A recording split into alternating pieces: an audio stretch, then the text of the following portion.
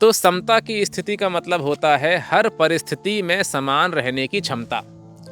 राग और द्वेष से परे की स्थिति।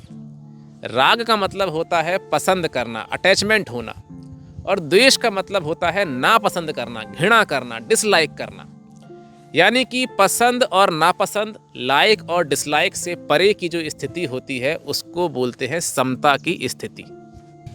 यानी कि एक ऐसी स्थिति जहाँ पे पसंद नापसंद, लाइक डिसलाइक, सही गलत, अच्छा बुरा, नेगेटिव पॉजिटिव, इसके जैसा कोई भी बंटवारा आपके अंदर ना हो। क्योंकि हमारी सारी की सारी मेंटल हेल्थ की जो प्रॉब्लम्स हैं उनकी वजह कहीं ना कहीं ये बंटवारा ही है जो हमने अपने अंदर बना रखा है। आपने अक्सर ये सुना होगा कि थॉट्स जो होते हैं वो दो तरह के होते हैं, एक नेगेटिव थॉट और पॉजिटिव थॉट। तो ये हुआ हमारे मन के अंदर का पहला बंटवारा।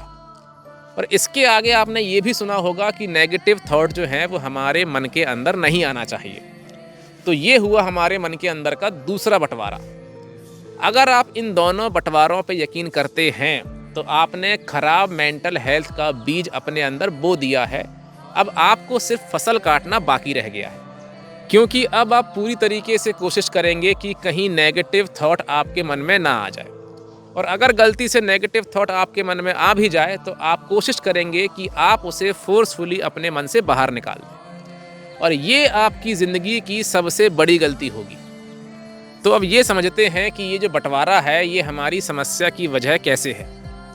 मान लीजिए मैंने आपसे कहा कि आपको काली बिल्ली के बारे में नहीं सोचना है क्योंकि काली बिल्ली एक नेगेटिव जानवर है। तो हो सकता है कि अभी तक आपके दिमाग में काली बिल्ली का ख्याल आ गया हो। मान लो मैंने आपसे कहा कि आपको सफ़ेद कुत्ते के बारे में नहीं सोचना है, सफ़ेद कुत्ता एक नेगेटिव जानवर है।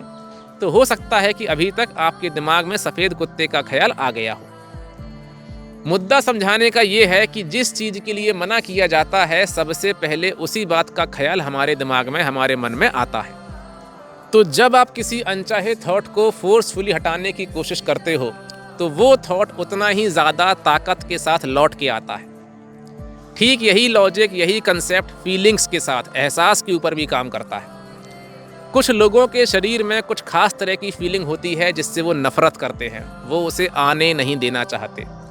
जैसे कि कुछ लोगों के सर में भारीपन होता है, चेस्ट में भारीपन होता है, पैरों में कपकपी मचती है, और भी कई तरीके की फीलिंग हो सकती है। अलग अलग लोगों में अलग अलग टाइप की हो सकती है।